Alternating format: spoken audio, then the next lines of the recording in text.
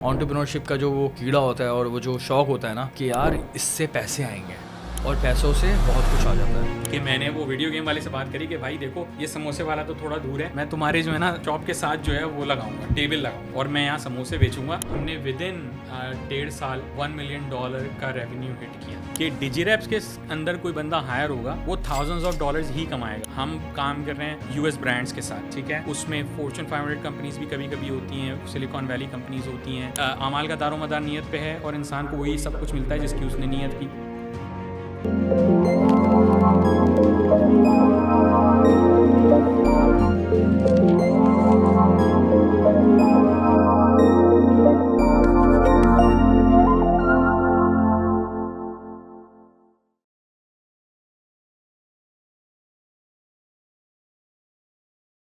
अस्सलाम वालेकुम ख़वातीन और हज़रात, एक और पॉडकास्ट में खुश आमदीद। और ये पॉडकास्ट हमारा होगा एंटरप्रेन्योरशिप के हवाले से, कारोबार के हवाले से। और नाम देखकर तो आप समझ ही गए होंगे कि मलीर टू मिलियंस लिखा हुआ है। इसका मतलब ये कि स्टोरी बहुत अच्छी है, सक्सेस स्टोरी है।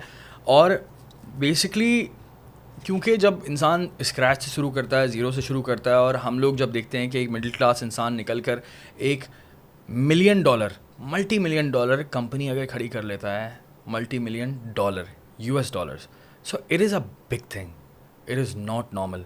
हमारे इर्द गिर्द इस तरह की मिसालें नहीं मिलती, स्पेशली हम जिन इलाकों से निकले हैं, अंडर प्रिविलेज इलाकों से निकले हैं, वहाँ पर अपॉर्चुनिटीज़ नहीं मिलती। तो ये हुआ क्या है, ये कहानी बनी कैसे है, और इतनी सक्सेस माशाल्लाह से किस तरह से हुई, इन्होंने इतनी सक्सेस किस तरह से हासिल की, इस बारे में बात करेंगे। और इनके इस बिज़नेस से हम क्या सीख सकते हैं, इस बारे में बात करेंगे। हम बात करेंगे आज डिजीरैप्स के CEO से, मोहम्मद नबील शमीम साहब इस वक्त मौजूद हैं हमारे साथ पॉडकास्ट में, गुफ्तगू के लिए बिल्कुल तैयार हैं। और हम बात का आगाज़ करते हैं। अस्सलाम वालेकुम, कैसे हैं आप?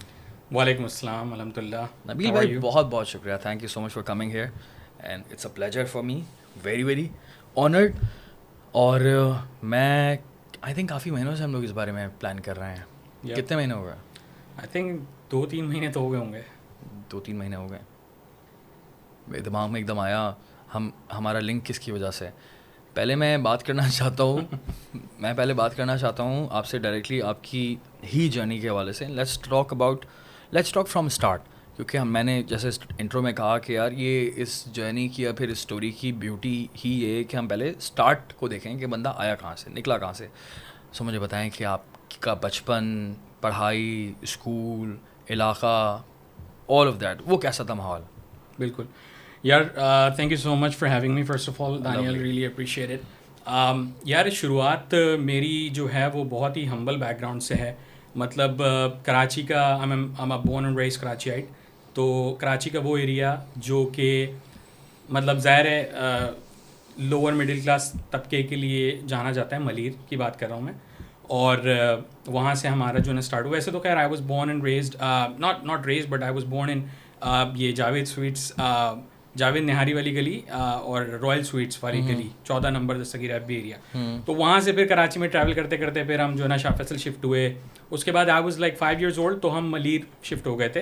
एंड मलीर में मैं 5 साल से 25 साल का हुआ हूँ। मलीर के बॉय और मलीर बॉय, हाँ जी, मलीर बॉय तो कह सकते हैं। हाँ, 25 साल तक मैं मलीर बॉय था। बहुत है, क्योंकि फिर आपने बचपन जवानी वहीं गुजार दी। ऐसे ही है, सारे दोस्त, सारा माहौल, एंड देन फिर 20 सालों के अंदर वो स्टार्ट किए। 20 सालों के अंदर जितना इंसान सीखता है वो बहुत ज़्यादा आपके ब्रेन के अंदर स्टोर हो जाता है एक हद तक। माइंडसेट भी वहाँ से बनता है। ऐसे ही है। सो इलाके से भी माइंडसेट बनता है, आपके माहौल से, आपके इर्द गिर्द के 4-5 लोगों से माइंडसेट बनता है। और फिर अगर आप फॉर एग्ज़ाम्पल अगर हम बहुत ही अमीर तरीन कराची के इलाके में पैदा नहीं होते और अमीर घर में पैदा नहीं होते, तो फिर वो जो उन घरानों को या उन इलाकों को जो अनफेयर एडवांटेज मिलता है वो हमें नहीं मिलता, ठीक है। वैसा उनका माइंडसेट पैदा होते ही ऐसा होता है, ऐसे ही है, टॉप नॉच, ठीक है। और जीतने वाला माइंडसेट जिसको हम कहते हैं ना, कि मीडियोकर माइंडसेट नहीं होता। बिल्कुल। लेकिन हम तो पैदा ही मीडियोकर माइंडसेट के साथ हुए हैं ना, तो उस माइंडसेट को ख़त्म करने में हमें बहुत टाइम लगता है, क्योंकि हम इन इलाकों से आए हैं कराची के, ठीक है। मैं भी नाज़िमाबाद से हूँ, तो मैं इसे वैसे क्लियर बोल देता हूँ ना।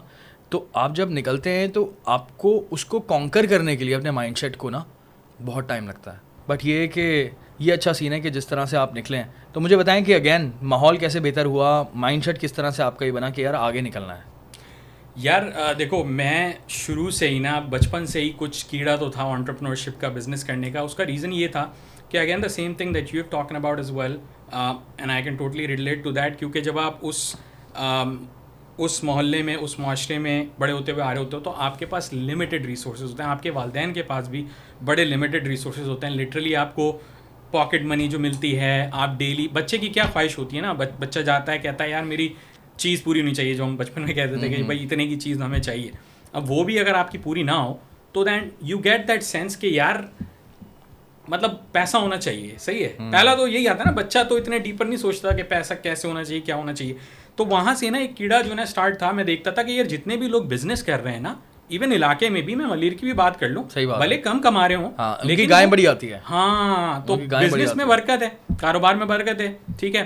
तो वहाँ से मेरे अंदर जो है ना कीड़ा. अच्छा, मैं थोड़ा सा यहाँ पे बताना चाहूँगा कि सीन ये था कि जैसे स्कूल से आने के बाद, अच्छा I was about 9 years old, तो स्कूल के आने के बाद हमारी गली के कोने पे डब्बू और ये वीडियो गेम्स की जो है ना शॉप्स हुआ करती थी. तो हमारा जो है ना, समझ लो स्कूल के बाद टाइम वहीं स्पेंड होता था.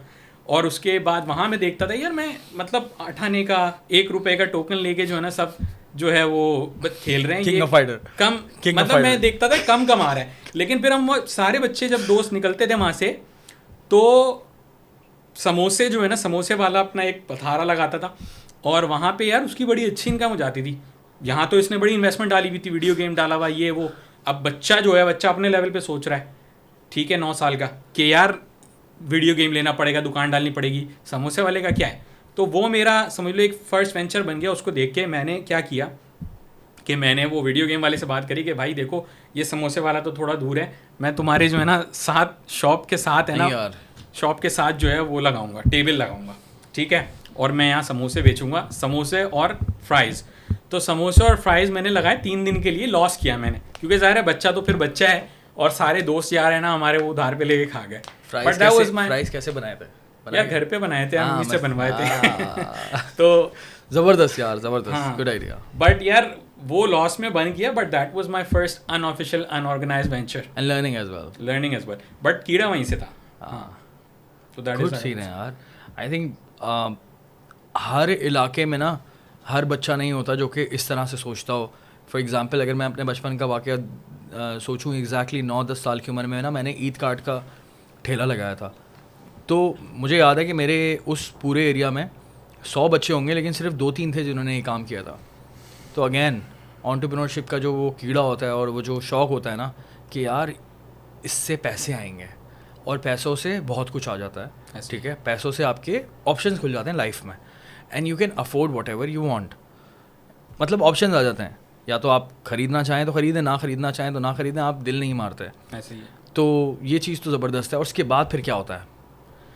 उसके बाद ये होता है भाई कि ज़ाहिर एजुकेशन चलती रहती है अपनी, यूनिवर्सिटी में आ जाते हैं. अच्छा, आई वाज लकी इनफ कि मेरे फादर जो हैं वो सिविल इंजीनियर थे, तो ज़ाहिर एजुकेटेड फैमिली से तो हम थे, भले पैसे हमारे पास कम थे, लेकिन एक वो वाला फैक्टर ज़रूर था यार कि ज़ाहिर जॉब मेंटालिटी थी थ्रू आउट ही, लेकिन मुझे जॉब नहीं करनी थी. अब सीन ये हुआ कि अब्बू सिविल इंजीनियर थे, बड़ा भाई भी मेरा सिविल इंजीनियर बना, लेकिन मेरा हमेशा से ये था, अब्बू के एक दोस्त रहते थे कनाडा में, उनके पास भेजना था.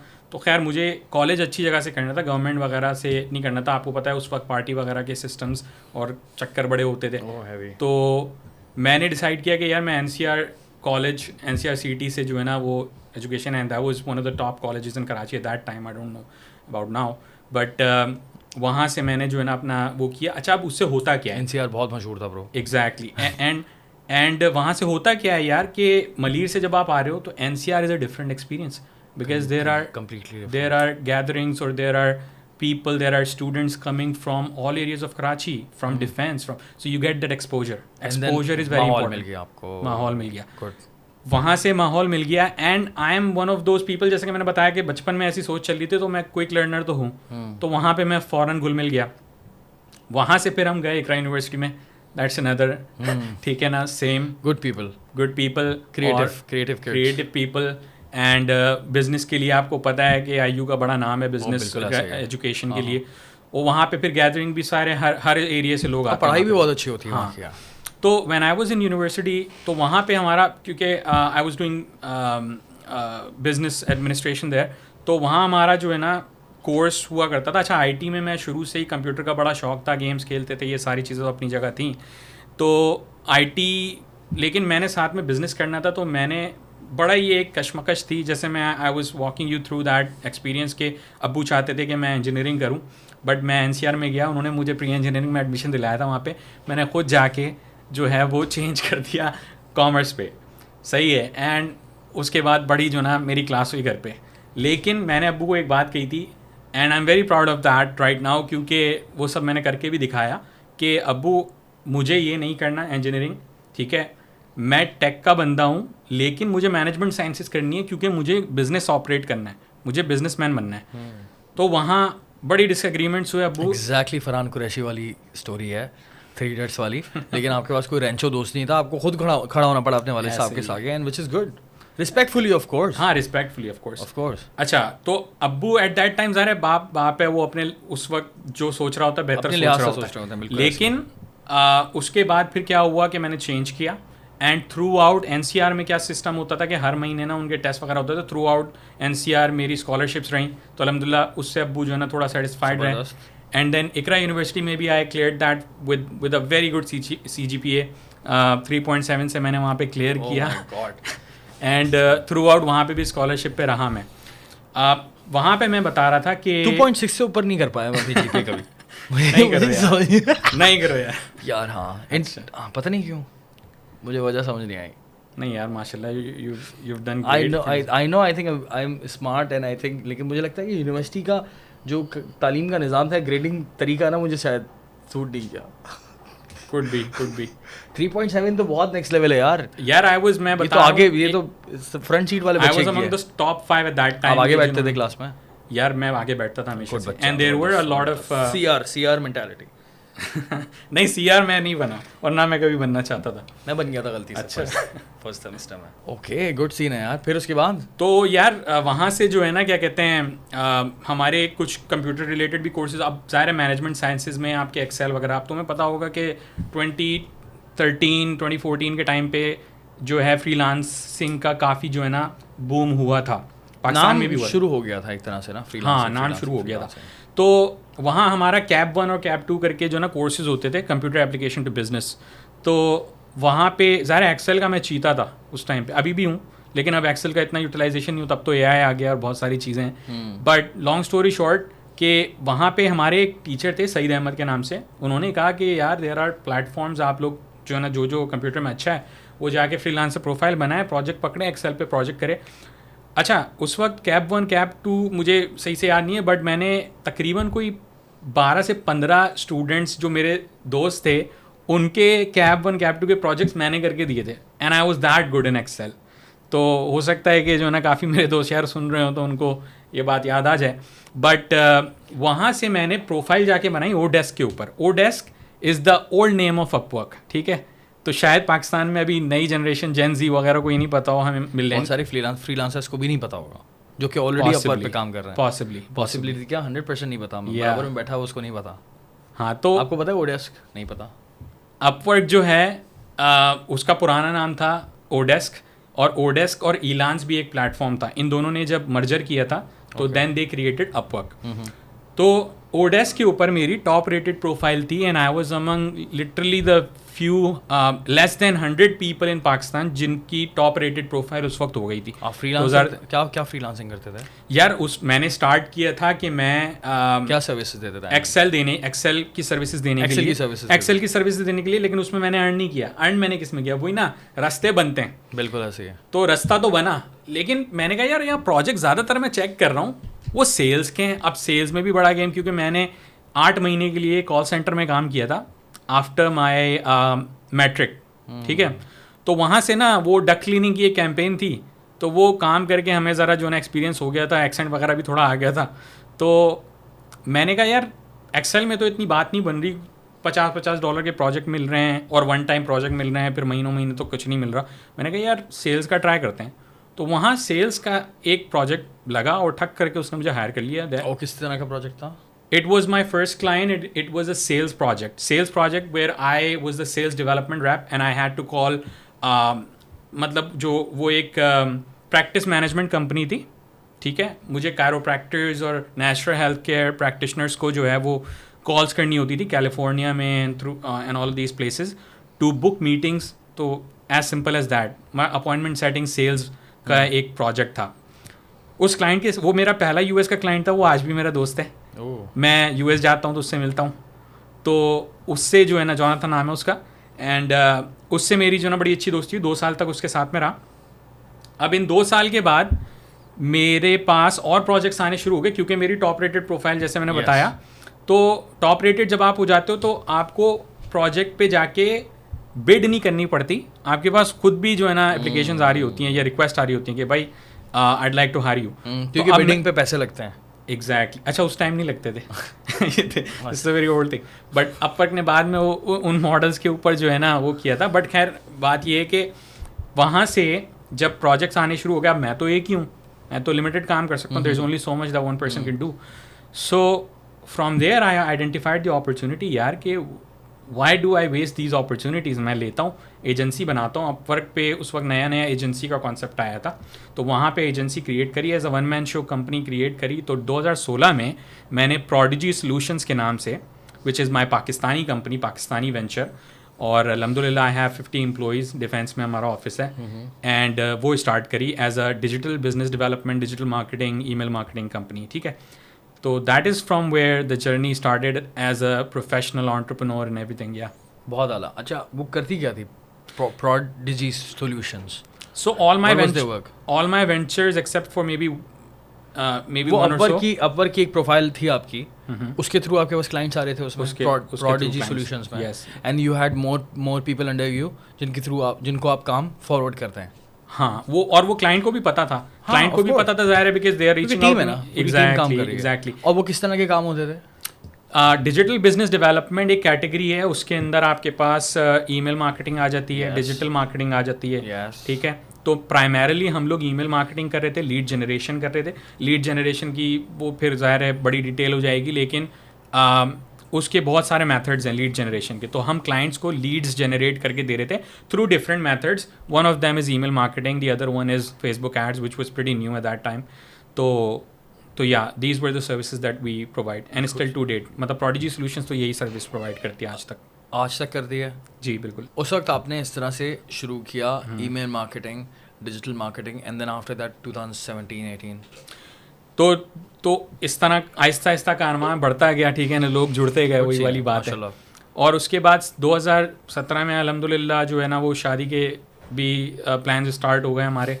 और आप कह रहे हैं शादी के काबिल हो गया था. काबिल भी हो गया था और प्लान्स भी स्टार्ट हो गए थे. तो प्लान्स तो चल ही रहे थे 2015 से ही. मतलब मेरी वाइफ जो है मेरी स्कूल फ्रेंड ही है, तो अल्हम्दुलिल्लाह वो सब सीन तो चल ही रहा था. बट ये कि 2017 में इवेंचुअली जो है ज़ाहिर डेट्स वगैरह तय पाई, तो शादी वगैरह हुई और कंपनी अपने साथ साथ चल रही थी. And I was earning good income eight that time. मतलब किसी एक जॉब में अगर मैं जितना अर्न कर रहा होता उससे 2x तो मैं बना रहा था. Good scene. ठीक है, तो देन कम्स द टाइम कि शादी हो जाती है. शादी के बाद औरत भी अपना नसीब लेकर आती है. बेशक. तो शादी के बाद भी जो है ना कुछ बेहतरी आनी शुरू हुई और काम जो है ना बढ़ता गया. और 2019 में जो है मेरा जो बड़ा बेटा है वो पैदा हुआ. माशाल्लाह. हिज नेम इज़ ज़ूमीर नाम है, but we call him Zoomi. तो he came with a lot of luck bro. मतलब that was one of the turning points that I can say from, जिसे कहते हैं ना कि earning good to earning crazy.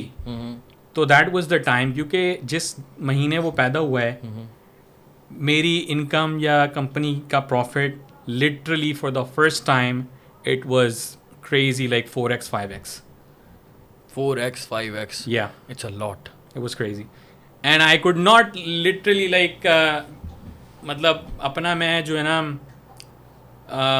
मैं घुमा नहीं सकता था अपने जहन को कहीं और किसी और तरफ के यार इसकी वजह क्या है. हाँ. Could be different reasons, but जो एक सॉलिड रीज़न मुझे मिलता है वो यही है, अल्लाह की तरफ से एक नसीब, एक चीज़. बेशक, इसमें कोई शक नहीं है. तो ये जो है ना वहाँ से फिर चलता. आप बिलीव करते हैं चीज़ पर? यार आई am a big believer in these things. Law of attraction हो गया. और हमारे प्यारे रसूल सल्लल्लाहु अलैहि वसल्लम की एक हदीस भी है ना, जैसे कि इन्नमल अमालु बिन्नियात व इन्नमा कुल्ली अम्रिन मा नवा. तो वो बेसिकली, अच्छा थोड़ा सा साइड टॉपिक हो जाएगा, लेकिन कुछ लोग लॉ ऑफ अट्रैक्शन में बिलीव करते हैं, तो law of attraction is nothing but this. अगर आप इस हदीस को जो है वो मफहूम देखें इसका, तो अमाल का दारोमदार नीयत पे है, और इंसान को वही सब कुछ मिलता है जिसकी उसने नीयत की। अब जब आप नीयत भी कर लोगे तो लॉ ऑफ अट्रैक्शन भी तो यही कहता है ना कि you work towards that thing, और फिर universe helps you in that direction. सच बात है। तो वहाँ से तो I am a big believer in that of course. Yeah and then उसका फ़ायदा ये हुआ कि माशाल्लाह से आपको एक तरह से मिरेकल ही फील हो रहा होगा उस वक्त। टोटली टोटली या बिल्कुल मिरेकल इट्स नॉट नॉर्मल, क्योंकि एक काफ़ी सालों से आप लगे हुए हैं और उसको और 2x 3x करने की कोशिश कर रहे हैं, और अभी कोशिश भी नहीं कर रहे हैं। आई एम श्योर आप उस वक्त अपने घर में भी और बाकी चीज़ों में काफ़ी बिजी होंगे, क्योंकि स्टार्ट का टाइम है, बच्चा काफ़ी छोटा होता है। एंड देन जिस तरह से भी आपने सिस्टम बनाया हुआ था, वो सिस्टम ने आपको ऐसा नेक्स्ट लेवल आउटपुट दिया कि you are like shocked, what is this, ज़बरदस्त यार। अच्छा, उसके बाद से यार फिर बिल्कुल ऐसे ही है यार। एंड उसके बाद मेरा क्या था, because again like I said कि वो एंटरप्रेन्योरशिप वाला कीड़ा और मेंटालिटी के साथ में आ रहा था। Are you familiar with the concept of financial freedom? बिल्कुल। हाँ, तो फाइनेंशियल फ्रीडम अचीव करना था, where I take my ventures and companies and businesses to a level where I don't need to literally like work my sorry for my French, but work my ass off there every single day. But हाँ, ऊपर से oversight तो हमेशा रहती है, because वो हमेशा रखनी भी चाहिए, वरना आपका बिजनेस डाउन चले जाता है। बट उसके बाद मैंने वहाँ से काम करना शुरू किया, जैसे जैसे कंपनी ग्रो करती गई, कि यार फाइनेंशियल फ्रीडम अचीव करना है।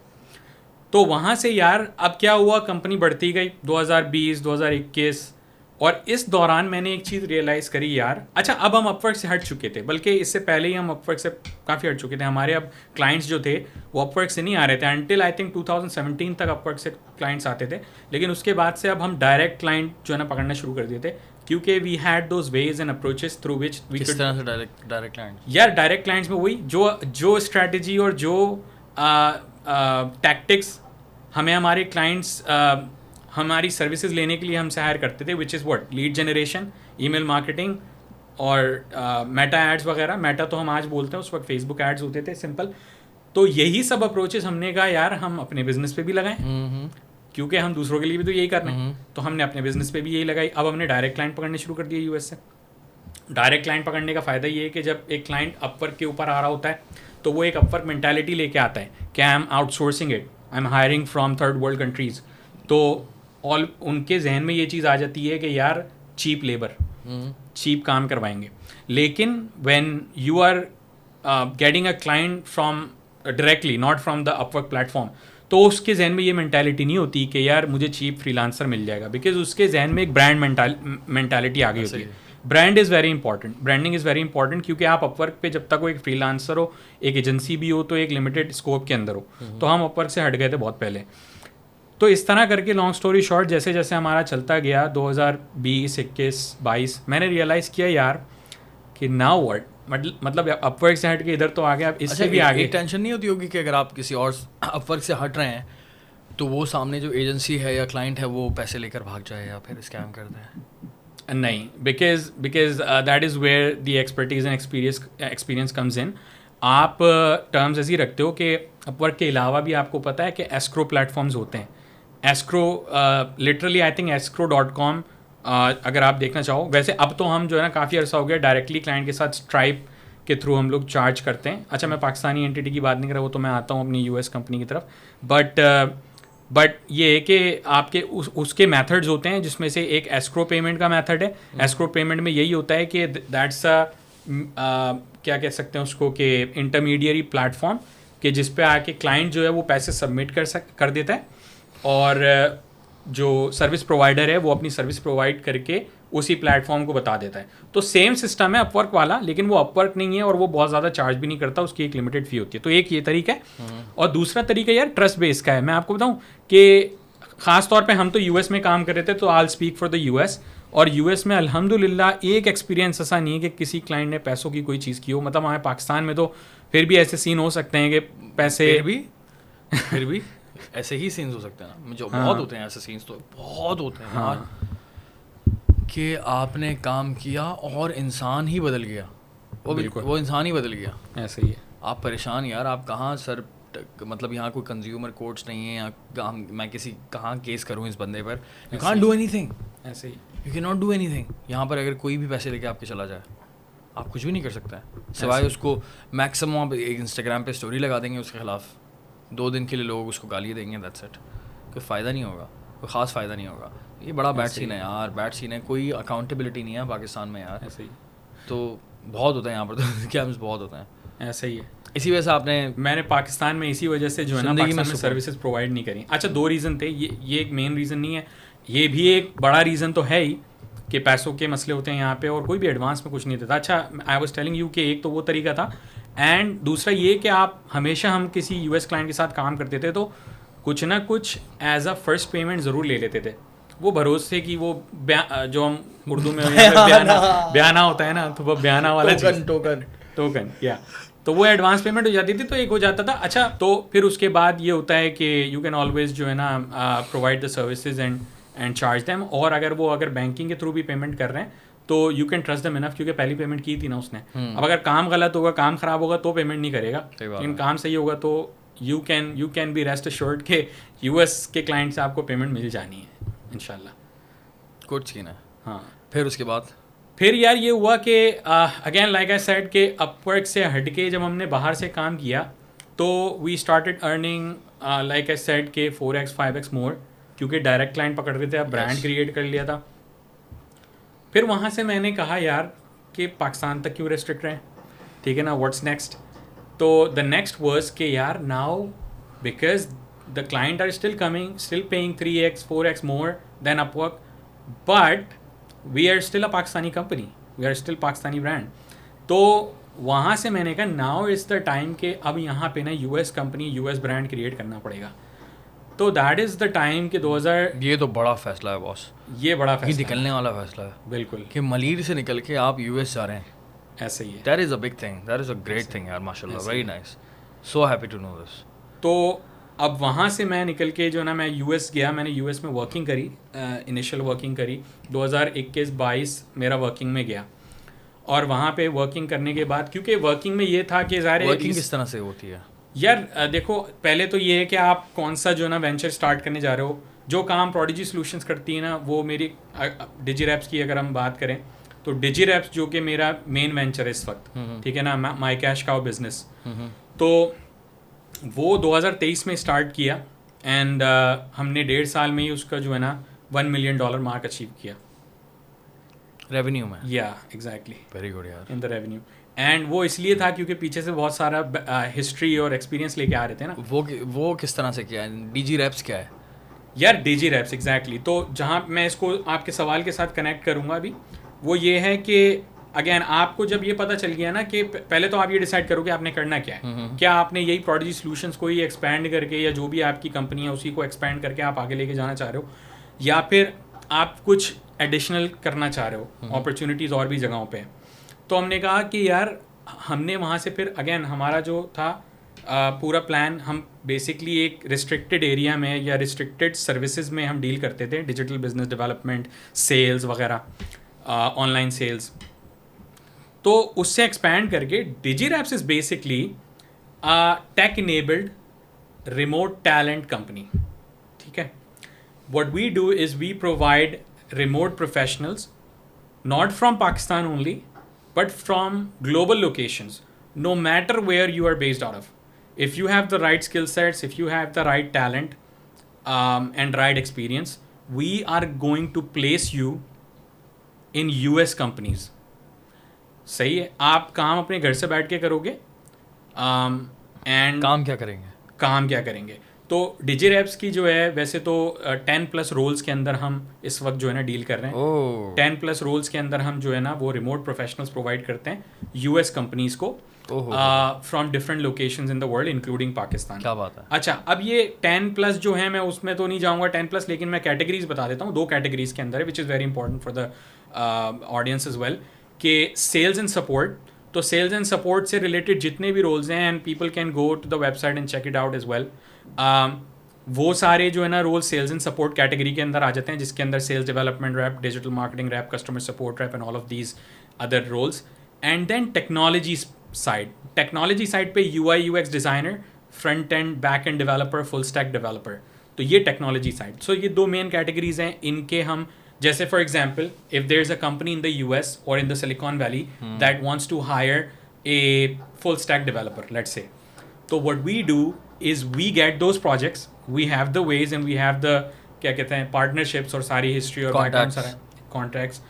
तो उसके थ्रू हम US ब्रांड्स के साथ काम करते हैं और हमारी उनको ऑफर होती है कि भाई आप जो इन हाउस पे करोगे अपने इन हाउस हायर को, जो भी आप पे करोगे उसके $5,000 $5,000 या जस्ट फॉर एन एग्जाम्पल तो पर मंथ लेट से, तो हम आपको जो है वही चीज़ जो है वो again it depends on the from person to person, but काफ़ी ज़्यादा 30 to 50%, sometimes even 60% cost effective, cheaper. ठीक है ना, I don't like to use the word cheaper but cost effective. यानी कि जो आप 5,000 में हायर करोगे. अच्छा, not only that but for the US companies they are not they will not have to pay any payroll taxes, state or federal taxes or employee benefits, insurance or anything like that, because ये US में और किसी भी मुल्क में ये ज़रूरी होता है ना कि अगर आपकी एक US में तो ज़रूरी है, मुझे पाकिस्तान का इतना डिटेल में अभी मालूम नहीं है, बट क्या आप अगर हायर कर रहे हो in house as a W2 employee तो आपको उसको इंश्योरेंस देनी है, डेंटल देना है, 401k देना है, रिटायरमेंट, ये सब होता है. और ये सब कुछ कर आके कोई 5,000 का बंदा जो आपको हायर किया हुआ है आपने, वो 6,500-7 तक का भी पड़ सकता है पर मंथ आपको विद ऑल द ओवरहेड्स. वो वर सेइंग इज कि आप वो 5,000 तो छोड़ो, बाकी की सारी कहानियाँ भी छोड़ो. It just comes as a service expense to your business, जहाँ पे आपने सर्विस एक्सपेंस सीधा डिजिरेप्स को देनी है और यहाँ से आपका वही टैलेंट उससे उसके जैसा या उससे बेटर काम करके देगा. बेहतर भी हो सकता है, बेहतर भी. अब फुल स्टैक डेवलपर की अगर हम बात करते हैं फॉर एग्जांपल, तो एक बंदा है तो वो ये स्किल किस तरह से अपनी बनाए? क्या उसको इंजीनियर बनना पड़ेगा? ये तो हाँ, इस स्किल के लिए ये तो फुल स्टैक मुश्किल स्किल है. Full stack developer is not easy. बिल्कुल ऐसे ही है. वीडियो एडिटिंग तो नहीं है, वीडियो एडिटर तो आप आसानी से बन सकते हैं 3-4 महीने के अंदर. बिल्कुल ऐसे, लेकिन ये तो आसानी से नहीं इसके लिए तो आपको पूरी एजुकेशन हासिल करनी पड़ेगी. एंड अगेन डिजिरेप्स में एक ब्यूटी ये है कि हम सिर्फ फुल स्टैक डेवलपर या डेवलपर्स इन इटसेल्फ या UI UX डिज़ाइनर्स को ही, जैसे मैंने कहा था टेक्नोलॉजी साइड नहीं, यहाँ पे तकरीबन हर ही फील्ड के लोग आके कर सकते हैं. इसीलिए लाइक आई सेड के रिमोट सेल्स का भी तो काम है वो. सेल्स बिल्कुल रिमोट टैलेंट प्लेसमेंट कंपनी. ठीक है, तो बहुत सारे टैलेंट्स ऐसे भी हैं, बहुत सारे स्किल्स ऐसे भी हैं, इसके लिए आपको डिग्री की ज़रूरत नहीं है. आपकी स्किल होनी चाहिए सॉलिड और आपको पढ़ना होना, आपने काम किया. लेकिन इधर तो डिग्री की ज़रूरत है ना, क्योंकि वो तो फिर और उसमें एक्सपीरियंस की भी ज़रूरत है. लाइक क्योंकि हमारा एक और भी जो है ना, क्योंकि टू इंश्योर द क्वालिटी, अब अगेन ऐसे ही तो हमने मिलियंस ऑफ डॉलर्स नहीं अचीव कर लिए. Quality is very important. 100%. US और अगर आप उसको क्लेम कर रहे हैं भाई आपने $7,000 का जो बंदा है मैं आपको इतने में कर दूंगा, तो फिर तो जिम्मेदारी आ गई आप पर बहुत बड़ी. क्वालिटी की बहुत बड़ी जिम्मेदारी होती है, तो उसके लिए रिक्वायरमेंट्स होंगी 100%. हाँ बिल्कुल. और ये जो टेक्निकल जो ख़ास तौर पे रोल्स होते हैं, अब उसमें ये है कि आपका ज़रूरी है कि एक्सपीरियंस भी हो और पोर्टफोलियो भी हो. वो आप again people can even go, audience can go, जो भी फुल स्टैक डेवलपर्स और UI UX डिज़ाइनर्स या सॉफ्टवेयर इंजीनियर्स जो भी हैं देख रहे हैं आपकी पॉडकास्ट, तो वो जाके डिजिरेप्स के ऊपर अपनी प्रोफाइल क्रिएट कर सकते हैं. तो इट्स सिंपल अपनी प्रोफाइल क्रिएट कर सकते हैं. या exactly, just like Upwork. It's like Upwork. I won't say it's like Upwork. Upwork is a different freelancer platform. हम literally high end पे डील करते हैं. बट तरीक़ाकार थोड़ा सा वो यूज़र एक्सपीरियंस. हाँ, यूज़र एक्सपीरियंस एटलीस्ट जो वर्कर साइड पे है वो वही. यस, वर्कर साइड पे एटलीस्ट ये कि आप इस तरह से ज्वाइन कर प्रोफाइल है. हाँ, प्रोफाइल बनानी है जाके. तो it's simple as www.digireps.co, digireps.co. It's not .com, it's .co. तो people can go there, create their profiles. ज़रूरी नहीं है आप सॉफ्टवेयर इंजीनियर या इस फील्ड से हो, सेल्स की फील्ड से भी अगर आप हो, डिजिटल मार्केटिंग की होंगी ना सारी कैटेगरीज, वो सब उसके सामने. खुद अपने अंदाजे से देखें कि आपकी क्या एक्सपर्टीज़ है and go for it. Exactly. And if you don't have any skills तो फिर इन स्किल्स को आप बेहतर तरीके से कर सकते हैं. बहुत सारी स्किल्स हैं इनमें से जिनके लिए आपको डिग्री की ज़रूरत नहीं है, लेकिन आप if you really want to earn something from your home remotely तो ये पॉसिबल है यार आज के दौर में. एग्जैक्टली. मतलब अगर आप सजावल में बैठे हुए हैं, अगर आप सिंध के किसी छोटे से शहर में बैठे हुए हैं या KPK में हैं, पंजाब में हैं, आप कहीं से भी ज्वाइन कर सकते हैं. मेरे भी कुछ दोस्त हैं जो कि इस तरह से ना अपवर्क की एजेंसी चला रहे होते हैं, तो मैं उनसे बातें कर रहा होता हूँ कि उनके पास उनका तो वीडियो एडिटिंग और इसका काम है, तो वो बताते हैं कि किन किन शहरों से लड़के बैठ के लड़कियाँ बैठ कर जो है वो काम कर रहे हैं. and they are earning like hundreds of dollars a month and it's thousands not of dollars sometimes.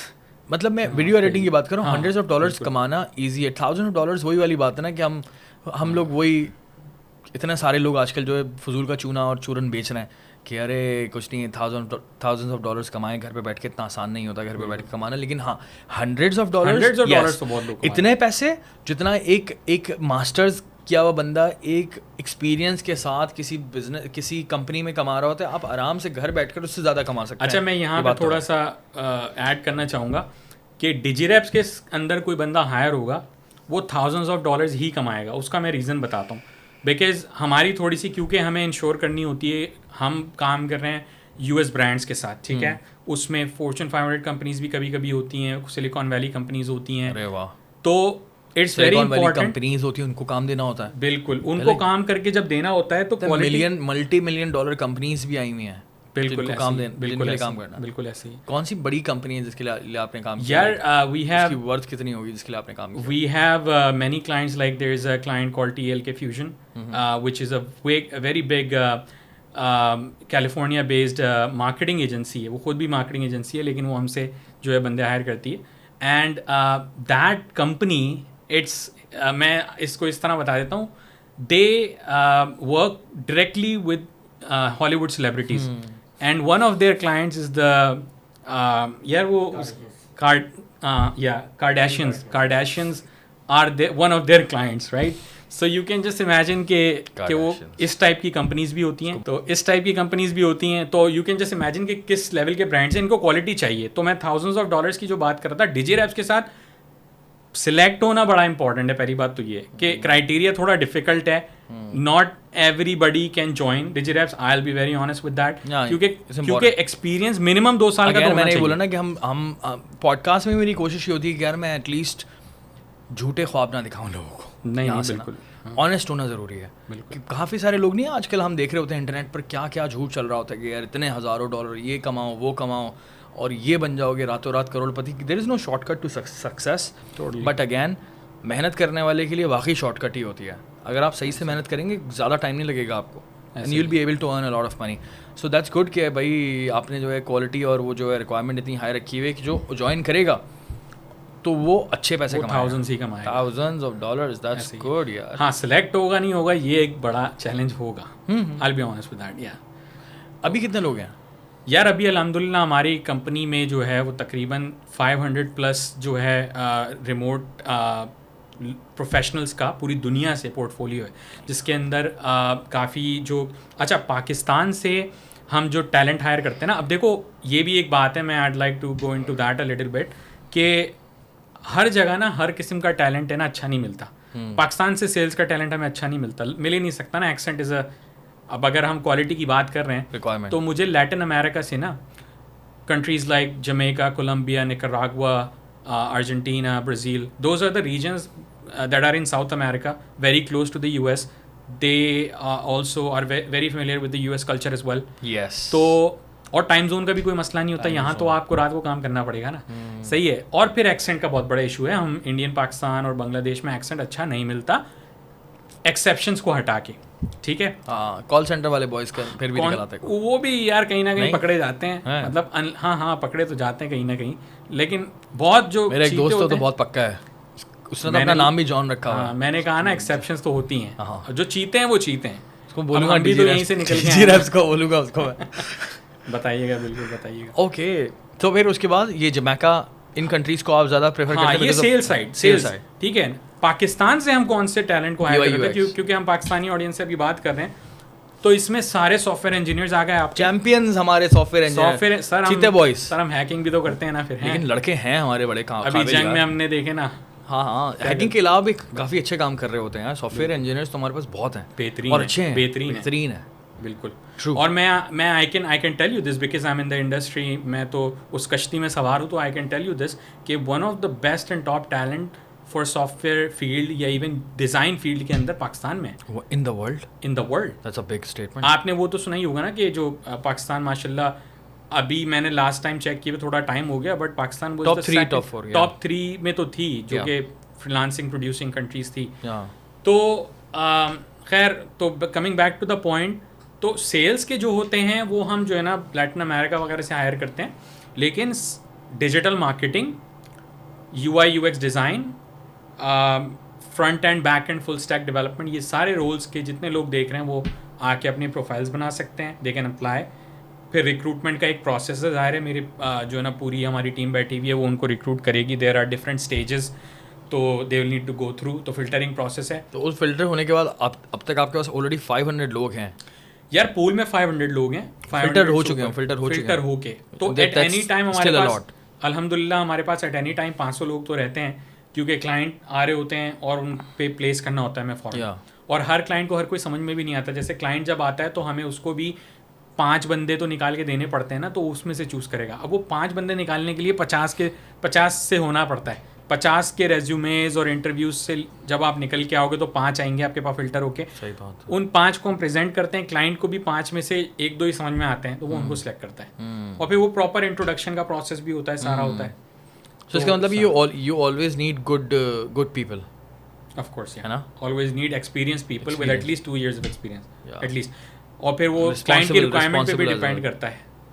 हाँ, कोई क्लाइंट हमें आके ऐसा भी कहता है कि यार मुझे 10 साल एक्सपीरियंस वाला चाहिए, तो उसके लिए तो मैं दे ही नहीं सकता ना, लाइक मुझे उसके लिए 10 साल का एक्सपीरियंस वाले को ढूंढना पड़ेगा। लेकिन द गुड थिंग इज़ कि 10 साल वाले भी बैठे हैं पाकिस्तान में आपके पास 5 साल वाले एक्सपीरियंस वाले भी बैठे हैं। कभी कभी हम क्लाइंट को किसी को 10 साल वाला चाहिए होता है, तो हम खुद भी अपनी एंड से सेल्स के अंदर उनके साथ उनको कन्विंस करते हैं कि भाई आपको 5 साल एक्सपीरियंस वाला देंगे ऑनेस्टली, लेकिन आपको एक्सपीरियंस जो मिलेगा वो वही 10 साल वाला मिलेगा, यानी कि क्वालिटी ऑफ काम पूरा मिलेगा, काम पूरा मिलेगा, काम होना चाहिए। वो डिपेंड करता है, कस्टमाइज्ड होता है हर क्लाइंट अकॉर्डिंगली। हाँ ऐसे ही बड़ा फिट सीन है यार ये तो, जिस तरह से मैं समझ रहा हूँ ये तो बहुत ही ज़बरदस्त किस्म का प्लेटफॉर्म है। It's a very different platform. मैंने इस तरह से कारोबार ना सुना नहीं है, और मेरे वाले साहब तो ये कहते हैं कि business is all about idea, कि आइडिया जो है ना वो सबसे इंपॉर्टेंट होता है कि आइडिया किसके पास आया है।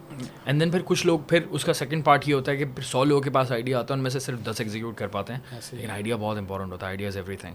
So that is a great idea कि इस तरह से एक प्लेटफॉर्म बिल्ड किया जाए US में जाके। बहुत बड़ा सफ़र है, बड़ी मेहनत लगी आपको माशाल्लाह से बहुत। अब मुझे आप DJ रैप्स का ही बताइए कि DJ रैप्स जिस तरह से शुरू हुआ उसका पूरा जर्नी क्या था? यार so like I was telling you कि प्रोडिजी से सक्सेस हासिल करते करते ऐसे रियलाइज़ हुआ कि तो फिर ये आइडिया पूरा सोचा DJ रैप्स का जो मैंने बताया, और उसके बाद फिर 2023 में finally after a lot of planning and a lot of ground work फिर मैंने DJ रैप्स जो है स्टार्ट की 2023 जनवरी में। और वहाँ से क्योंकि I was coming with a lot of experience and a lot of exposure in the space, in the technology space, in the US market space and everything, तो हमने विद इन 1.5 साल $1 मिलियन का रेवेन्यू हिट किया। And that is मतलब really that is crazy because for any, एक तो पहली बात ये है कि US में रोज़ाना की बेसिस पे थाउजेंड्स ऑफ बिजनेसेस जो हैं वो क्रिएट होते हैं, और वो US वाले करते हैं, पाकिस्तानी नहीं करता। यहाँ एक पाकिस्तानी कर रहा था जो वहाँ पे बड़ा नहीं हुआ, जो कि पाकिस्तान में बड़ा हुआ है। तो it was difficult, it was not easy, but experience like I said, क्योंकि मैं US मार्केट के इस सारे एक्सपीरियंस के साथ आ रहा था। I knew the formula, I knew everything कि क्या किस तरह करना है, और बहुत सारी रिसर्च और ग्राउंड वर्क था पीछे से, तो उस वजह से ये सब अचीव हो पाया। एंड अल्हम्दुलिल्लाह उसके बाद से कंपनी हमारी डगर पे, हमारी वैल्यूएशन अल्हम्दुलिल्लाह एज आई स्टैंड और as I sit and speak here $2 million की वैल्यूएशन है अल्हम्दुलिल्लाह कंपनी की। तो या वैल्यूएशन किस तरह से होती है कंपनी की? यार वैल्यूएशन के जो है ना डिफरेंट मेथोडोलॉजीज़ हैं उसको कैलकुलेट करने के, ठीक है, जिसमें एक इसमें कुछ लोग झूठ भी बोलते होंगे यार। पाकिस्तान में बाहर हम सुनते हैं कि यार मेरी कंपनी की वैल्यू इतनी हो गई, तो इसमें कोई स्कैम होता होगा? हाँ मैं बताता हूँ। देखो झूठ बोलने वाले झूठ बोल रहे हैं ना, तो बोल सकते हैं, उसमें कोई मसला नहीं है। लेकिन जो आगे सुनने वाला है ना, अगर वो थोड़ा सा इन चीज़ों को जानता है तो वो खुद उस कंपनी के ऊपर रिसर्च करके वैल्यूएशन उसकी कैलकुलेट कर सकता है। Really? या it is that easy? It is easy because देखो किस तरह से होता है ना, एक तो रेवेन्यू मल्टीपल है सीधा सीधा। रेवेन्यू मल्टीपल क्या है कि भाई आपकी कंपनी ने फलाना टैक्स ईयर में कितने का रेवेन्यू अर्न किया और रिपोर्ट किया IRS को, जैसे हमारे FBI होता है, US में IRS होता है, तो IRS में आपने जो रेवेन्यू रिपोर्ट किया उसका 2x 3x मल्टीपल होता है, ठीक है ना। और दूसरा मेथड होता है इसका net profit multiple. Net profit multiple में 3.5x से लेके 6x तक होता है, कि जो भी आपका नेट प्रॉफिट है उसका 3.5 to 6x तक हो सकता है। वैल्यूएशन उसके बेसिस पे कैलकुलेट होता है। और वो 3.2 या 3.2 से 6 का जो दरमियान है वो अंदाजा वो तय करते हैं कंपनी की परफॉर्मेंस पे। यार वो जो है ना मार्केट फैक्टर्स फ्यूचर करते हैं, उसमें फिर बहुत सारी चीज़ें आ जाती हैं। देखो वैल्यूएशन करने वाला जो भी बैठता है ना, पहले तो वैल्यूएशन की कंपनीज भी होती हैं, जो वेंचर कैपिटलिस्ट हैं वो भी आपकी कंपनी को वैल्यू करते हैं। अब आपने शार्क टैंक्स वगैरह देखा होगा, उसमें भी जो है ना वैल्यूएशन किस तरह लगाते हैं कि वो अपनी एक लेके आते हैं, भाई अभी तक हमने ये अचीव कर लिया है और हम इतने % के अगेंस्ट इतनी जो है ना कैपिटल रेस करना चाहते हैं, तो उससे वैल्यू कैलकुलेट हो जाती है। कि उस पर फिर शार्क्स को आपने देखा होगा कहते हैं कि भाई कि आपने अपनी वैल्यूएशन इतनी हाई क्यों की हुई है। अभी एक शायद पाकिस्तान में आ भी गए थे वो, उन्होंने पता नहीं कितने 3 अरब रुपए कौन सी बड़ी बात है। तो लोगों को वैल्यूएशन भी कैलकुलेट करनी नहीं आती, तो वैल्यूएशन इस तरीके से कैलकुलेट। अब आप शार्क टैंक में जा रहे हो ना, अब जैसे मेरी कंपनी की वैल्यूएशन अगर $2 मिलियन है, मैं शार्क टैंक में जाके पैसे जितने मांगूंगा तो मैं अपनी कंपनी की वैल्यूएशन को ज़्यादा से ज़्यादा 2x 3x कर दूंगा कि यार 2 मिलियन तो मैं वैसे ही खड़ा हुआ हूँ ना, और 4 मिलियन फिर मैं कहूँगा भाई अब मैं नेक्स्ट राउंड की तरफ जा रहा हूँ, अब मेरा एक्सपोजर भी ज़्यादा होगा, अब मैं शार्क टैंक में भी आ गया हूँ,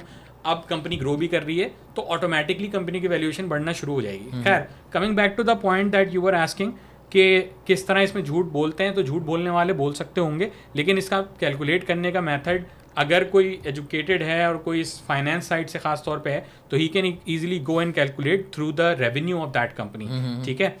और आखिरी एक जो मेथड है जिसके थ्रू हमारी वैल्यूएशन कैलकुलेट हमने करवाई थी, that was rule of 40 method. Rule of 40 method ये होता है कि उसके अंदर वैल्यूएशन के तो अपने तरीक़ेकार होते हैं, उसमें मैं नहीं जाऊँगा, लेकिन वो हाई ग्रोथ कंपनीज के लिए होता है कि जिन्होंने पहले दूसरे साल में ही अनएक्सपेक्टेड ग्रोथ अचीव की है ना, उस पर वो रूल ऑफ 40 लगता है, फिर उसका रेवेन्यू मल्टीपल ज़्यादा होता है, ठीक है ना। तो उसके थ्रू जो है ना अल्हम्दुलिल्लाह हमारी वैल्यूएशन जो है वो 2 मिलियन अराउंड समथिंग है। And yeah so those are, and then उसके अलावा भी मार्केट में बहुत सारे वैल्यूएशन कैलकुलेट करने के मेथड्स। ज़बरदस्त यार, बड़ा अच्छा एक्सप्लेन किया आपने, बहुत अच्छा एक्सप्लेन, क्योंकि ये क्वेश्चन होता है बहुत सारे लोगों का कि किस तरह से वैल्यूएशन लगती है। ओके, और अभी आपका क्या फ्यूचर में प्लान्स हैं यार, किस तरह से इसको ग्रो करना है डीजे रैप्स को? यार डीजे रैप्स का मैं ऑनेस्टली बताऊं तो 2 million is for me like again it's not मतलब वो क्या कहते हैं नाशुक्रेपन से हट के मैं बात कर रहा हूँ, एज अ बिजनेसमैन बात कर रहा हूँ, it's peanuts, it's just the beginning. तो आगे इसको क्या करना है, इसको यूनिकॉर्न बनाना है। I need to make it $1 billion company, and अल्हम्दुलिल्लाह आई हैव माई बिलीव, बाकी अल्लाह ताला साथ दे जर्नी में, और लोग साथ दें और टीम साथ दे, और हम चलते रहेंगे, अपनी मेहनत करते रहेंगे। लेकिन $1 बिलियन कंपनी बनने के पोटेंशियल है इसमें बहुत पोटेंशियल है, बिकॉज आगे के बहुत सारे, क्योंकि हर फील्ड का एक पोटेंशियल होता है, ठीक है। बिल्कुल, मतलब हर फील्ड में आप जब खड़े होते हैं आप नहीं बोल सकते यार इसको मैं $1 बिलियन बना दूंगा, क्योंकि किसी में होती है इतनी जान, किसी में नहीं होती। कुछ फील्ड्स ही छोटी होती हैं, कोई मार्केट ही छोटी है, मार्केट साइज अगर छोटा है हम कैसे क्लेम कर सकते हैं? ऐसे ही नहीं, $1 बिलियन का बिल्कुल इसमें पोटेंशियल है बनने का, मार्केट साइज है। लेकिन मैं आपको ये बता दूं कि मैं ये नहीं कह रहा कि ये बन जाएगी, लेकिन that is the goal that I have. और दूसरी बात ये है कि मार्केट में $500 मिलियन की कंपनी तो वैसे ही मौजूद है। अमेरिका की बहुत बड़ी कंपनी है टॉपटेल, तो that is I think last time I checked it's over $500 million company. तो मेरा जो नेक्स्ट स्टेप है, अभी तक टोटली बूटस्ट्रैप्ड कंपनी है, हमने किसी से फंडिंग नहीं ली, हमने किसी बैंक से लोन नहीं लिया। बूटस्ट्रैप कंपनी वो होती है जो कि कहीं से फंडिंग नहीं लेती, कहीं से लोन नहीं लेती। बूटस्ट्रैप मतलब आपने खुद पैसा लगाया। यस, कोई वेंचर, हाँ, कोई भी इन्वेस्टर नहीं है आपका, कोई VC नहीं है, कोई भी नहीं है, कुछ भी नहीं। अब नेक्स्ट स्टेप क्या है कि 2 मिलियन 4 मिलियन 5 मिलियन शायद आप as a bootstrap company achieve कर भी लो, but when you need to play in the big leagues, $100 million company, $50 million, $500 million, that is where you need to now go out, क्योंकि $500 million किसी के bank में नहीं पड़े होते इजीली, ठीक है ना, होते होंगे लाइक इलॉन मस्क के शायद पड़े हों, लेकिन बाकी लोगों के इतने आसानी से पड़े नहीं होते। तो you always need to go out to the VCs, to other investors, ठीक है। तो उधर पिच करके आपको, तो अब मेरा जो नेक्स्ट स्टेप इसमें होगा, नॉट राइट नाउ, 1-2 साल में इसको और फर्दर ग्रो करना चाहता हूँ सेम फॉर्मेट के ऊपर। उसके बाद नेक्स्ट स्टेप हमारा ये होगा कि हम VCs की तरफ जाएंगे, और फिर again it would depend on कि उस वक्त कंपनी की क्या पोजीशन है, तो 5 मिलियन रेस करना, 10 मिलियन रेस करना, या उसके अलावा और आगे कितना जो है ना वो है। तो फिर वो उससे क्या होता है कि फिर वो फंडिंग लेके आप अपनी टीम में लगाते हो, री इन्वेस्ट करते हो कंपनी के अंदर, और फिर कंपनी ग्रो होती जाती है। इस तरह कंपनी बढ़ती है। और वो बड़ा क्रिटिकल डिसीजन होता है दानियल, क्योंकि you may have heard about different brands के पाकिस्तान से जा रहे हैं, ठीक है। आपने देखा करीम ने शायद आई थिंक क्लोज कर दिया ऑपरेशन, राइट। और एयरलिफ्ट हमारे पास एक और एग्जाम्पल थी। तो वो एक ट्रिकी डिसीजन इसलिए होता है कि because when you take funding तो आपके ऊपर आप बूटस्ट्रैप, अब यू आर स्विवेल भी थी ना, स्विवेल भी थी, बिल्कुल ऐसे ही है। और भी इसके अलावा डिफरेंट किस्म के स्टार्टअप्स हैं जो हाँ, तो बंद किया उनका नाम बड़ा जल्दी बन जाता है because they are heavily investing in company, but फिर वो डिफॉल्ट भी कर जाती हैं क्योंकि आपने बहुत सारी जगहों से उठाया हुआ है and you are answerable to everyone. Bootstrap में क्या है, यू आर नॉट, और आप जो है वो उस लेवल पे ग्रो ही नहीं कर पाए जितना आपने पैसे उठा लिए हैं, है ना। एग्जैक्टली, ये भी तो होता है। एग्जैक्टली। कितनी सारी companies, I think Food Panda का भी हम जो ना, I am not speaking for them, but as far as my knowledge goes, as far as I know, कि फूड पांडा ने भी काफ़ी सालों तक पाकिस्तान में लॉस पे ऑपरेट किया है। Okay. But because it became a big brand, तो आज शायद वो प्रॉफिट पे ऑपरेट कर रहे हैं, बट काफ़ी सालों तक उन्होंने लॉस में ऑपरेट किया है। ऐसा होता है। तो जो लोग फंडिंग रेज करते हैं, तो again my for DigiReps ऐसा ही है कि मैं, बड़ा क्रिटिकल डिसीजन होगा लेकिन करना तो है, क्योंकि अगर आपको $1 बिलियन कंपनी बनना है तो आपको फंडिंग और VCs की तरफ जाना पड़ेगा, एंड वी विल गो इंशाल्लाह। ज़बरदस्त यार। अच्छा, मैं ज़रा अपनी कॉन्वर्जेसन को कंक्लूड करना चाह रहा था। मेरा क्वेश्चन जो है ना वो ये है कि अभी जितने भी एंटरप्रेन्योर्स हैं, मैं चाहता हूँ उनको आप कोई एडवाइस करें। फॉर एग्जांपल, अगर कोई 19 साल का है, 18 साल का है, 20 साल का है, और वो एंटरप्रेन्योर बनना चाहता है, जेन्युइनली बिजनेस करना चाहता है कि हाँ यार मैं ग्रो करना चाहता हूँ पाकिस्तान में रह के या पाकिस्तान से बाहर रह के, what is your piece of advice? Just मतलब अपने छोटे भाई की तरह आपने समझाना है। सही है। तो क्या बोलेंगे आप? यार मैं ये कहूँगा कि सबसे पहले तो वो जो 18-20 साल का नौजवान है, एटलीस्ट उसमें ज़्यादा मेच्योरिटी शायद हो शायद ना हो, कि ये तो पर्सन टू पर्सन डिफ़र करता है, लेकिन उसका इंटरेस्ट जिस भी चीज़ में है ना, पहले तो वो आइडेंटिफाई कर लेना। क्योंकि बहुत से लोगों का इंटरेस्ट होता भी है, बहुत से लोग सिर्फ ऐसे ही बनना चाह रहे होते हैं कि यार मुझे एंटरप्रेन्योर बनना है तो एंटरप्रेन्योर बनना है, but I have nothing in the back, या वो वाला माइंडसेट, वो वाला कीड़ा नहीं है उनके अंदर। तो सीन क्या है कि अगर आपने एंटरप्रेन्योर बनना है तो पहले आप ये डिसाइड करें कि आपने टेक एंटरप्रेन्योर बनना है, या आपने मार्केटिंग एंटरप्रेन्योर बनना है, या सेल्स एंटरप्रेन्योर बनना है, क्योंकि एंटरप्रेन्योरशिप्स की भी डिफरेंट कैटेगरीज है ना। या आपने सिर्फ परचून की दुकान खोलना भी एंटरप्रेन्योरशिप में ही फॉल करता है किसी एक ना एक तरीके से। बट आपने जब ये आइडेंटिफाई कर लिया तो फिर आपने उसमें वही वाली बात कि एक्सेलेंस हासिल करनी है। और परचून की दुकान को आप इम्तियाज़ और नाहिद के लेवल पर भी लेके जा सकते हैं। Exactly, there you go. तो बिल्कुल ऐसा ही है कि आपने उसके अंदर एक्सेलेंस हासिल करनी है। मैं यहाँ पे कोट करना चाहूँगा, NCR में जब मैं था तो हमारे एक टीचर थे नादिर हम्माद, अकाउंटिंग के सर थे। उनसे हमने एक दफ़ा जाके पूछा कि सर आगे सर क्या करें, क्योंकि उस वक्त तो पता नहीं था ना आगे क्या करना है। सर आगे क्या करें अकाउंटिंग में, क्योंकि वो अकाउंटिंग के सर थे। तो दोस्तों ने भी पूछा, मैंने कहा सर आगे सीमा करें, ACCA करें, या CA करें, या क्या करें। सर ने बहुत अच्छा जवाब दिया जो आज तक मुझे याद रहता है कि यार देखो, और सॉरी हमने सवाल ये भी किया और साथ में ये पूछा स्कोप किस चीज़ का है, राइट? स्कोप होता है ना, स्कोप किस चीज़ का है? स्कोप किस चीज़ का है। तो सर ने बहुत अच्छा जवाब दिया, वो ये था कि यार स्कोप ना हर चीज़ का होता है, ठीक है। मार्केट में कोई भी चीज़ पढ़ाई जा रही है या हो रही है ना, वो ऐसे ही नहीं हो रही, वो एग्जिस्ट करती है तभी हो रही है। सवाल ये पैदा होता है आप अपने आप को उसके अंदर कितना जो है ना एक्सपर्ट बना लेते हो, कितना अंदर घुसेंगे उसके। बिल्कुल। ओहो। तो एंटरप्रेन्योर के पास अगर आप एंटरप्रेन्योर बनना चाहते हो, cutting everything to the short and to the point, कि पहले 1-2 साल का, कम से कम 2 साल का एक्सपीरियंस उस चीज़ में हासिल कर लो जो भी आपने करना है, और उसके बाद वहाँ से स्टार्ट लो। एंड अगेन थोड़ा सा और ऐड कर दूँ कि अगर आपके पास पीछे से पैसा पड़ा हुआ है तो भी आप कुछ ना कुछ तो एक्सपीरियंस लो, ताकि आप अपने उस पैसे को ज़ाया ना करो। लेकिन अगर आपके पास कोई भी पैसा नहीं है, मेरी तरह आप लिटरली एक मलीर के जो है ना, या मलीर या किसी भी ऐसे एरिया से आ रहे हो, आपके पास आपके पेरेंट्स के पास पीछे पैसे नहीं है, कुछ सेविंग्स नहीं है, स्टार्टिंग फ्रॉम स्क्रैच, तो फिर 1-2 साल काम कर लो, अच्छी इनकम, थोड़ा कुछ ना कुछ सेव कर लो। और मेरे टाइम पे फिर भी मुश्किल था, आज तो बहुत इजी हो गया है, एआई है, आपको कितनी चीज़ें सपोर्ट कर देती हैं। तो कुछ ना कुछ आपके पास पहले अर्न कर लो, फिर उसको लगा लो। और पीछे से पड़ा हुआ है तो फिर सही है, पेरेंट्स से मांग लो अगर वो आपको दे देते हैं तो। लेकिन again experience matters, excellence matters. लेकिन ये कि बहुत ना डीपली जाना पड़ेगा आपको उस फील्ड में जिसका आपका इंटरेस्ट है। That is the only advice we can give. बिल्कुल go deep as you want, क्योंकि शैलो होने से कोई फ़ायदा नहीं है किसी भी फील्ड के अंदर ना। जितना आप डीपर जाएंगे एक पर्टिकुलर फील्ड के अंदर, उतना फिर उसको आप उसके चैंपियन तभी होते हैं ना, मास्टर तभी बनते हैं, टॉप पर तभी आते हैं आप। और एक और पॉइंट ऐड करना चाहूँगा, फिर जब आप उसको कर लो तो फिर आप परसिस्टेंस अचीव करो और कंसिस्टेंट चलते रहो। क्योंकि होता क्या है कि एंटरप्रेन्योरशिप माइंडसेट के अंदर जो अनसक्सेसफुल एंटरप्रेन्योर्स होते हैं ना, ये मैं एक यूएस का एक पॉडकास्ट भी देख रहा था, and there another entrepreneur quoted this.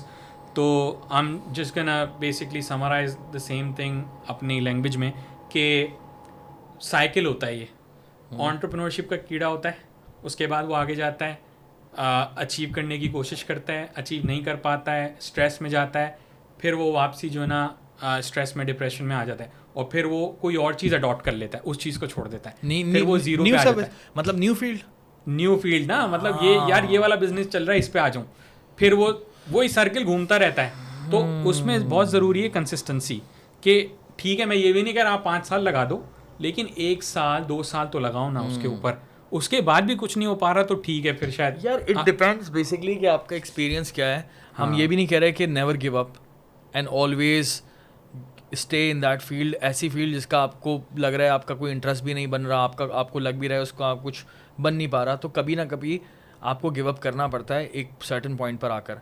But don't give up too early, ठीक है? मतलब पूरे आपने अपने सारे घोड़े दौड़ा देने हैं, उसके बाद फैसला करना है। बट ये है कि जिस आप फील्ड में चले गए, फर्स्ट टाइम अगर आपको उस फील्ड में लॉस मिलता है, या फिर अगर आपको फेलियर मिलता है, तो फिर तो आपको उसी फील्ड में लगना होगा बॉस, दोबारा ट्राई करनी होगी। दोबारा ट्राई डोंट मतलब पहले लॉस पे तो आप ना डोंट लीव। फिर तो बेस्ट सीन है कि आपको तो चलो कुछ तो हुआ है ना, कोई रिजल्ट मिला आपको, जस्ट गो फॉर इट।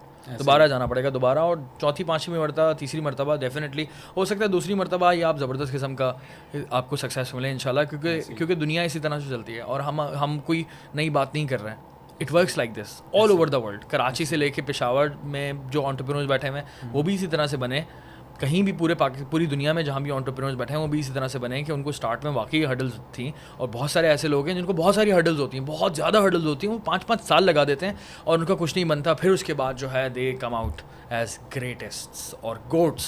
ऐसे ही है, which is this is how life works, this is how business works I think. And ये है कि यार मुझे तो बड़ा ही कोई ज़बरदस्त किस्म का मज़ा आया इस पूरी कॉन्वर्जेशन में। सेम है ब्रो, सेम है। लवली। और बीच में मुझे तो काफ़ी सारे शॉकर्स मिले थे अगेन, क्योंकि स्टोरी इस तरह की है। हमने तो स्टार्ट में बात की थी फ्रॉम मलीर टू मिलियंस, तो उसके अंदर इस तरह की बातें सुनता हूँ और इस तरह से तरक्की देखता हूँ। कराची का लड़का इस तरह से निकल गया तो इट्स अमेजिंग यार। Then sky is the limit, totally ऐसे ही। एज अ पाकिस्तानी हमारे पास अनफॉर्चुनेटली बहुत सारी प्रिविलेजेस नहीं होती, बहुत सारी हमारे पास फैसिलिटीज़ नहीं है। जो आपने बताया कि वहाँ पर अगर पैदा हुए हैं आप यूएस में या किसी अच्छे मुल्क में तो डिफरेंट ही कहानी होती है, लेकिन फिर भी इस माहौल में आप कर सकते हैं, अगर आप चाहें तो कुछ ना कुछ तो कर ही सकते हैं। ऐसे ही है, कहीं भी हो आप अगर आपके अंदर लगन है, आपके अंदर वो बात है और आप करना चाहते हो तो एनीथिंग इज़ पॉसिबल। हाँ, और प्रॉब्लम्स एग्जिस्ट करती हैं, ठीक है? प्रॉब्लम्स पूरी दुनिया में एग्जिस्ट करती हैं और पाकिस्तान में बिजनेस करने में तो ज़्यादा प्रॉब्लम्स एग्जिस्ट करती हैं। और उन प्रॉब्लम्स पर भी मैं बात करता हूँ, बहुत ज़्यादा पॉडकास्ट करता हूँ। हमारी सैकड़ों 15-17 किस्म के इदारे हैं जो कि आ जाते हैं आपसे डे 1 पर ही रिश्वत मांगने के लिए, और बहुत तंग करता है। मुझे तो लगता है कि पाकिस्तान में निज़ाम ही इन्होंने इस तरह का बनाया कि कोई बिज़नेस कर ही ना पाए किसी भी तरह से ना। ऐसे ही है, तो उसके खिलाफ फिर लड़ना होता है, ठीक है? उस सिस्टम के खिलाफ पूरी तरह से कोशिश करनी होती है कंसिस्टेंसी के साथ। एंड देन फिर पॉडकास्ट के थ्रू तो मैं कोशिश करता हूँ कि यार मैं ज़्यादा से ज़्यादा इन मसाइल पर भी बात करूँ। ये मसाइल एग्जिस्ट करते हैं, लेकिन इसको एक्सक्यूज़ नहीं बना सकता मैं कि यार ये मसाइल एग्जिस्ट करते हैं तो मैं पाकिस्तान में बिजनेस नहीं करूँगा, ये तो नहीं बोल सकता। ऐसे ही करना तो पड़ेगा, ऐसे ही है, ट्राई तो करना। अगर आपने अपने हालात चेंज करने हैं तो बहुत कदम तो उठाना, या तो कंप्लेन कर लें, या तो कंप्लेन कर लें, या तो एक्सक्यूजेस बना लें, या तो कोशिश कर लें, कोशिश कर लें, ठीक है? Thank you very much sir, बहुत बहुत शुक्रिया नबील भाई आप आए, thank you very much, it was amazing, thank you for having me, amazing conversation. And आप में से जितने भी लोगों ने ये चीज़ सुनी है डेफिनेटली बहुत कुछ सीखा होगा, मैंने ही बहुत सीखा, बहुत ही मज़ा आया, बहुत ही positive inspirational story, very good.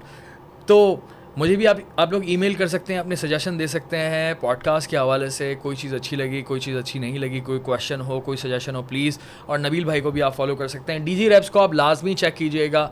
और आप में से जो भी लोग हैं जो कि इनकी रिक्वायरमेंट्स पे पूरा उतरते हैं, go for it and earn as much as you can इंशाल्लाह। खुश रहें, दुआ में याद रखें, फ़ी अमान अल्लाह।